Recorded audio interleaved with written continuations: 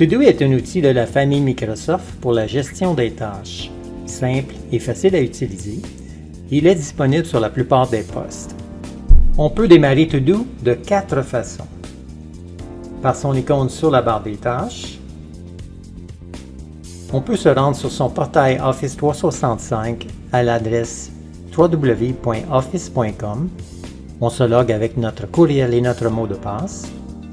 On clique sur l'icône pour faire afficher toutes les applications. Et dans la liste, on recherche To-Do et on clique dessus. On peut aussi se rendre à todo.microsoft.com et cliquer sur Sign In. Encore une fois, on se connecte avec son courriel et son mot de passe. Pour le tutoriel, nous allons utiliser l'application To-Do qui est installée sur le poste. On peut utiliser To-Do de plusieurs façons ou pour plusieurs raisons. La façon la plus simple serait de l'utiliser comme un agenda pour les tâches journalières. À l'ouverture de To-Do, on se retrouve dans la rubrique « Ma journée » et To-Do attend l'inscription de votre première tâche de la journée. Il suffit de taper la tâche dans la zone réservée et d'appuyer sur Entrée sur le clavier, ce qui enregistre la tâche automatiquement. Maintenant, pour gérer cette tâche, il y a deux méthodes. Le clic droit dessus ou simplement le clic gauche. Les deux méthodes font apparaître un menu. S'il s'agit d'une tâche d'envergure et qu'il serait pertinent de décortiquer cette tâche en plusieurs étapes, on peut utiliser le bouton « Ajouter une tâche ». Il s'agit de cliquer dans cette zone,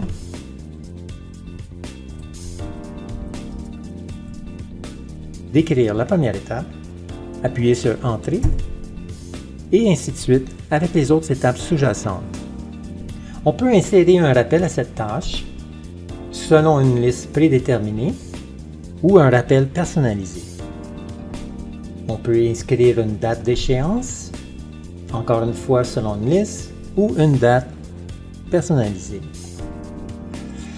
On peut transformer cette tâche en une tâche répétitive selon un menu ou personnalisé. On peut ajouter un fichier à cette tâche, par exemple pour ajouter un guide ou des instructions relatives à la tâche. Et enfin, on peut ajouter une note pour personnaliser la tâche encore plus. Si cette tâche est très importante, on peut lui assigner la mention « Important » en cliquant sur l'étoile qui se trouve ici ou celle qui se trouve ici. La tâche devient importante et elle est maintenant dans le groupe des tâches importantes. Si on s'est trompé, il suffit de cliquer encore sur l'étoile pour retirer le statut d'importance. Attention, pour fermer le panneau, n'utilisez pas le X ici car cela fermerait To-Do. Il faut utiliser la petite flèche en bas ici, comme ça. On peut apporter quelques petites personnalisations à l'interface de To-Do. On utilise l'ellipse à droite ici, ce qui nous permet de changer la couleur de l'arrière-plan par une couleur foncée ou une couleur pâle, ou bien de choisir une photo selon la liste que Microsoft a mis à notre disposition.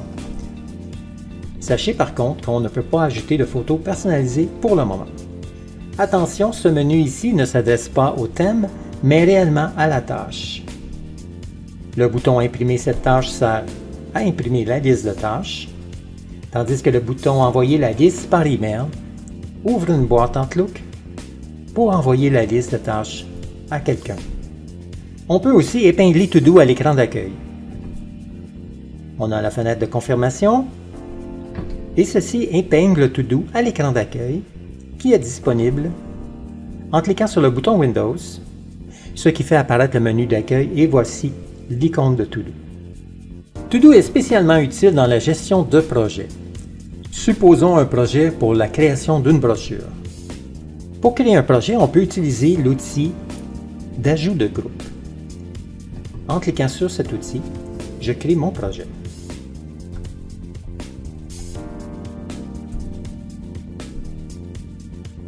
Pour corriger le nom, il suffit de cliquer avec le bouton droit, renommer le groupe.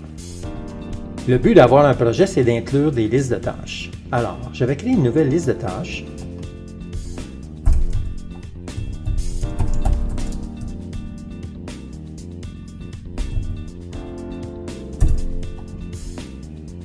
Et j'ajoute des tâches à ma liste.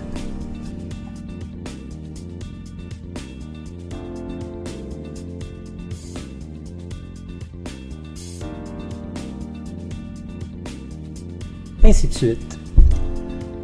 Ici, on constate que la liste préparation est bien dans le projet brochure.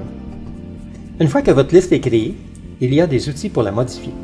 Premièrement, en cliquant bouton droit, nous pouvons renommer la liste, ou comme Dominique le dirait, appuyer sur F2 sur le clavier. On peut partager la liste.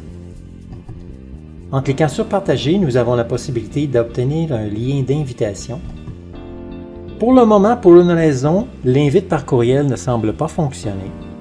Je vous conseille donc plutôt de copier le lien et ensuite de l'envoyer par courriel à la personne avec laquelle vous voulez partager la liste.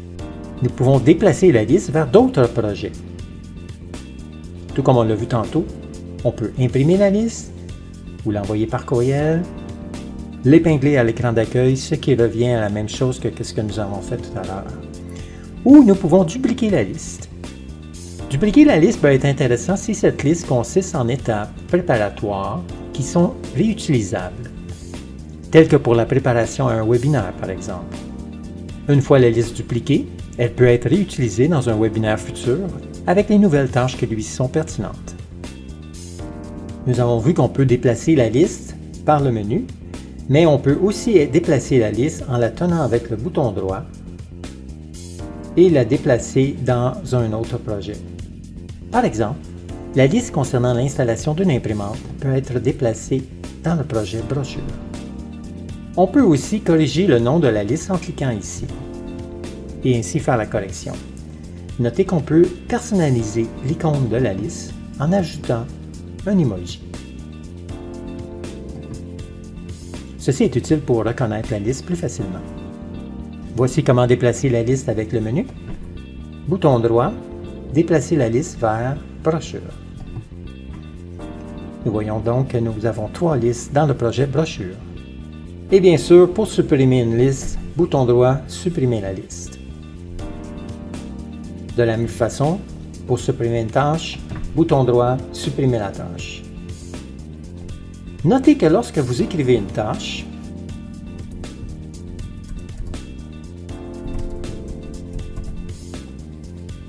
vous avez la possibilité immédiatement d'ajouter une date d'échéance, d'ajouter un rappel ou de transformer cette tâche en une tâche répétitive.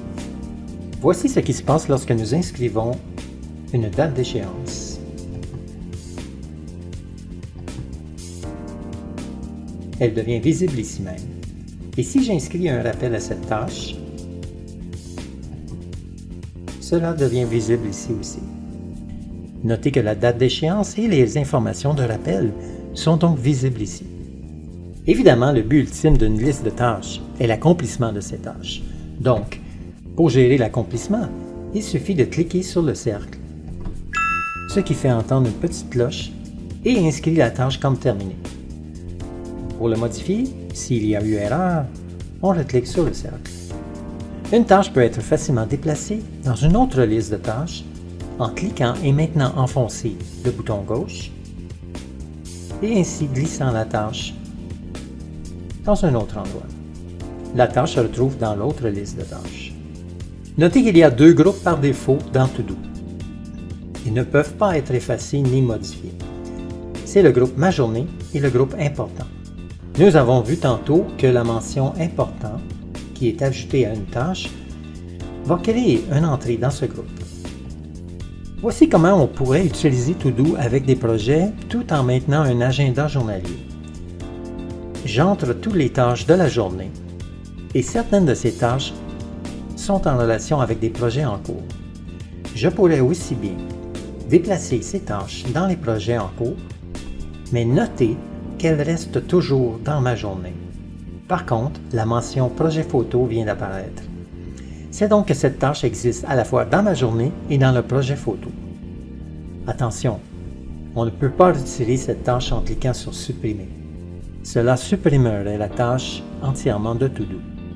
Par contre, nous pouvons retirer la tâche de la journée en cliquant sur le X à côté de Ajouter à ma journée. La tâche n'est donc plus visible dans ma journée, mais toujours présente dans le projet d'origine. Notez aussi que lorsque nous déplaçons une tâche, nous avons une mention déplacée. Ne vous en faites pas, elle n'est pas déplacée, elle est simplement copiée. Pour ce qui est du partage, voici comment le partage fonctionne. J'obtiens mon lien de partage, je copie le lien et je l'envoie à quelqu'un. Lorsque la personne clique sur le lien, elle doit se connecter à son compte Microsoft. Et la personne entre dans son To-Do. Une fois connectée, l'application To-Do démarre. Ici, nous avons partagé et acheté des fournitures pertinentes. Cette liste est bien visible sur le compte de la personne. L'avantage de partager les listes de tâches qui sont reliées à un projet avec les personnes impliquées nous permet d'affecter les tâches aux gens responsables. Alors, je clique sur la tâche pour ouvrir le menu et je choisis « Affecter à ». Notez que cette option est seulement disponible dans ce menu. En cliquant sur « Affecter à », toutes les personnes avec qui j'ai partagé la liste se retrouveront dans cette boîte. Il suffit de cliquer sur la personne pour voir son nom apparaître sur la tâche. On peut donc constater l'utilité de To-Do dans l'exécution de projets. Avec l'affectation de tâches aux gens responsables, l'utilisation de rappels et de dates d'échéance, il est donc facile à gérer les projets et de faire le suivi des tâches.